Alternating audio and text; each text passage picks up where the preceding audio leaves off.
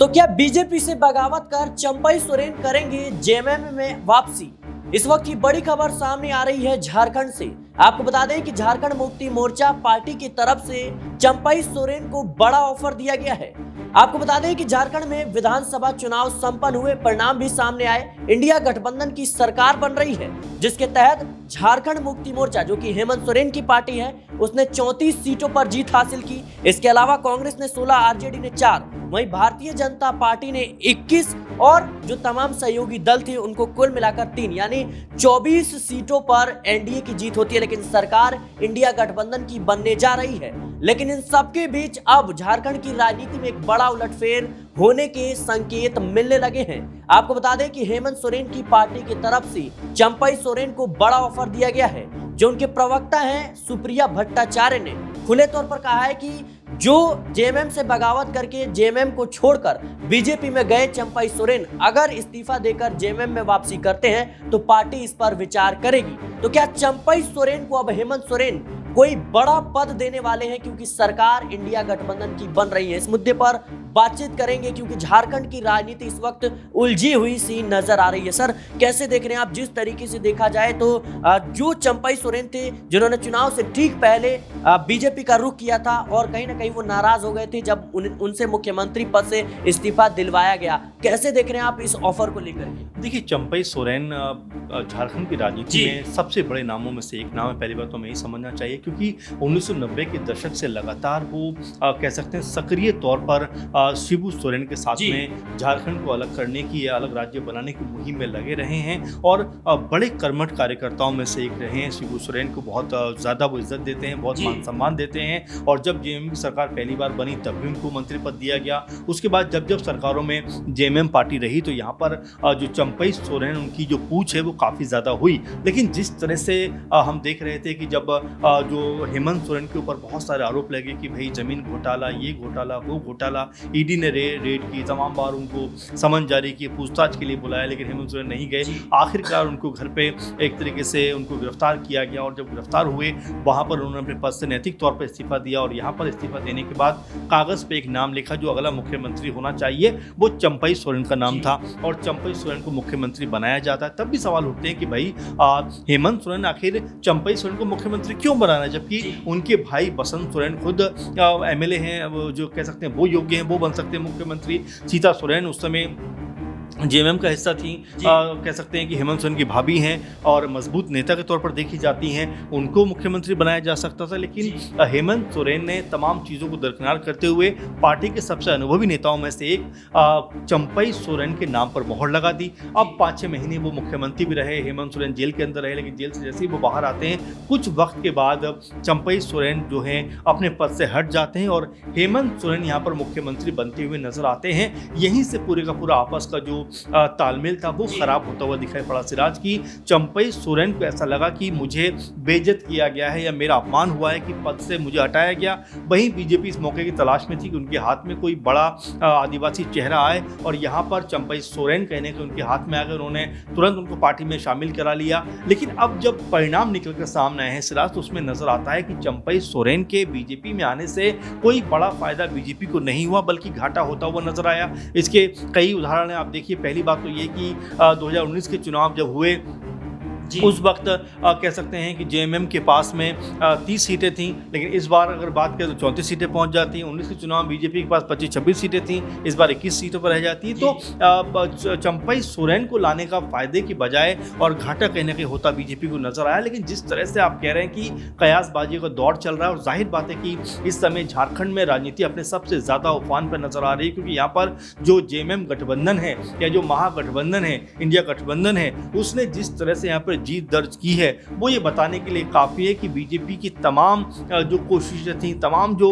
ये सोच थी कि यहाँ पर हम सरकार बना लेंगे। हेमंत बिश्वा शर्मा असम छोड़कर झारखंड में रहे और लगातार बयानबाजी करते रहे, हिंदू मुस्लिम करते रहे, कभी मदरसे के ऊपर बात, कभी मुस्लिमों के ऊपर बात, कभी घुसपैठ के ऊपर बात, कभी अफजाल और कभी जो है तमाम नामों को लेकर कहीं ना कहीं वो कोट करते रहे। पीएम मोदी भी यहाँ तक कहते नजर आए कि ये लोग आपकी बेटियों को उठवा लेंगे। तमाम तरह की बयानबाजी हुई, लेकिन इसका कोई असर झारखंड की जनता जनता पर होता हुआ नजर नहीं आया, क्योंकि एक तरफा जीत कहा जा सकता है कि यहाँ पर जेएमएम गठबंधन की हुई। तो फिलहाल अगर पूरे सिनेरियो को हम देखें सिराज, तो नजर ये आता है कि यहाँ जो चंपई सोरेन की कह सकते हैं वापसी की जो गुंजाइश बनती है वो इसीलिए बनती है कि चंपई सोरेन का वहां पर जाना, खुद चंपई सोरेन को कहीं ना कहीं कह सकते हैं कि बहुत ज्यादा नुकसान पहुंचा गया। चंपई सोरेन को लेकर पहले ये भी कहा जा रहा था कि भाई वो मुख्यमंत्री बन सकते हैं, वो राज्य के सीएम बन सकते हैं, लेकिन बीजेपी की तरफ से एक बार भी ऐसा नहीं हुआ कि उनके नाम को लेकर चर्चा हुई हो। अब जबकि 20 की सीटें बीजेपी के पास हैं, तो क्या वो कह सकते हैं कि लीडर ऑफ अपोजिशन बनेंगे,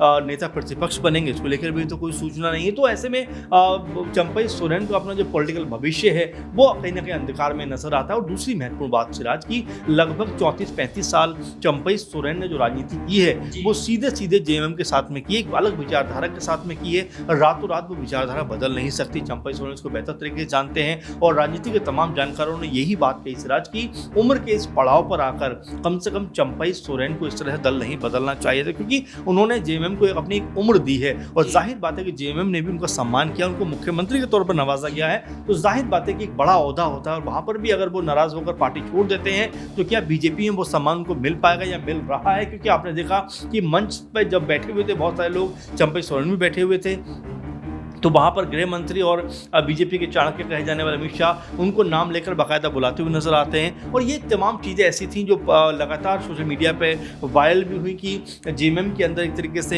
हेमंत सोरेन हो या कल्पना सोरेन उनके पैर छूते हुए नजर आते हैं। वहीं जो बीजेपी के अंदर आकर उनको नाम से बुलाया जाते हैं, नहीं, सीनियर लीडर को एक इज्जत जो मिलनी चाहिए वो उनको वहाँ पर नहीं मिलती हुई नजर आई। तो ये तमाम ऐसी बातें हैं जिनको देखकर ऐसा लगता है सिराज की चंपई सोरेन की वापसी जेएमएम में हो सकती है। जी बिल्कुल सर, लेकिन जिस तरीके से देखा जाए तो जो सुप्रिया भट्टाचार्य हैं उन्होंने कहा कि अगर वो इस्तीफा देकर जेएमएम में वापसी करते तो विचार किया जा सकता है। क्या इस ऑफर में कोई बड़े कह सकते हैं पद नजर आ रहे हैं, मंत्री पद नजर आ रहा है? क्योंकि देखा जाए तो जिस कद के नेता हैं चंपई सोरेन, जाहिर सी बात है जब तक वो झारखंड मुक्ति मोर्चा के साथ थे, हेमंत सोरेन के साथ थे, तो उनको मुख्यमंत्री भी बनाया गया, कई बार जो है वो मंत्री पद भी संभाल चुके हैं। तो क्या कहीं ना कहीं कुछ बड़ा पद मिल सकता है? देखिए बिल्कुल, और जाहिर बात है कि यहाँ पर अगर जेएमएम में वो शामिल होते हैं तो बिल्कुल उनके लिए मेरे ख्याल से वेलकम करेंगे हेमंत सोरेन को, करना भी चाहिए, क्योंकि पार्टी के वरिष्ठ नेता नाराज होकर अगर चले भी गए हैं तो उनको मनाना चाहिए, उनको वापस लेकर पार्टी में आना चाहिए। क्योंकि चंपई सोरेन जैसे लोग जो पार्टी को एक उम्र उन्होंने दी है, एक लंबा वक्त उन्होंने दिया, उनकी ज़रूरत इस समय जेएमएम में सबसे अधिक है।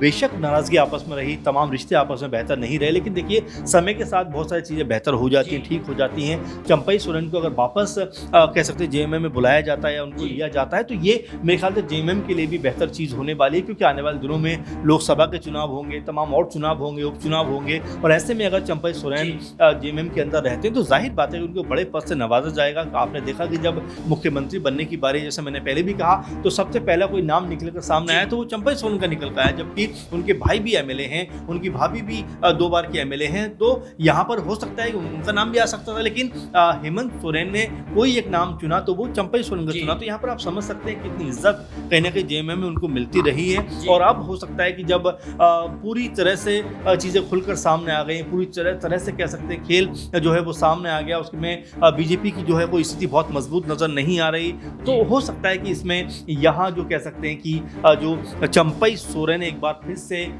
जो जेएमएम का रुख करते हुए नजर आ जाए, जेएमएम को कहीं ना कहीं उनके साथ में जुड़ते हुए नजर आ जाए, और जेएमएम के साथ वो आएंगे तो जाहिर बात है उनका कोई ना कोई बड़ा पद मिलता हुआ दिखाई पड़ेगा। जी बिल्कुल दर्शकों, इस वक्त झारखंड की राजनीति में लगातार उठापटक का दौर जारी है और इसी में जिस तरीके से झारखंड का टाइगर कहे जाने वाले चंपई सोरेन जिस तरीके से बीजेपी का रुख किया था, उन्होंने कहीं ना कहीं अब झारखंड मुक्ति मोर्चा में वापसी कर सकते हैं। हेमंत सोरेन की पार्टी की तरफ से बड़ा ऑफर उन्हें दिया गया है। अब देखना होगा कि चंपई सोरेन क्या फैसला बदलते हैं, क्या वाकई में वो बीजेपी से बगावत करके बीजेपी को छोड़ के झारखंड मुक्ति मोर्चा में शामिल होते हैं, हेमंत सोरेन से हाथ मिलाते हैं, और अगर हाथ मिलाते हैं तो क्या उन्हें उप मुख्यमंत्री पद जो है दिया जाएगा? ये तमाम सवाल है जो इस वक्त झारखंड की राजनीति में बने हुए हैं। फिलहाल के लिए इस रिपोर्ट में इतना ही। इस रिपोर्ट को लेकर आपकी क्या राय है हमें कमेंट बॉक्स में जरूर बताएं। देश और दुनिया की तमाम खबरों के लिए बने रहें नेक्स्ट 9 पॉलिटिकल बाइट के साथ।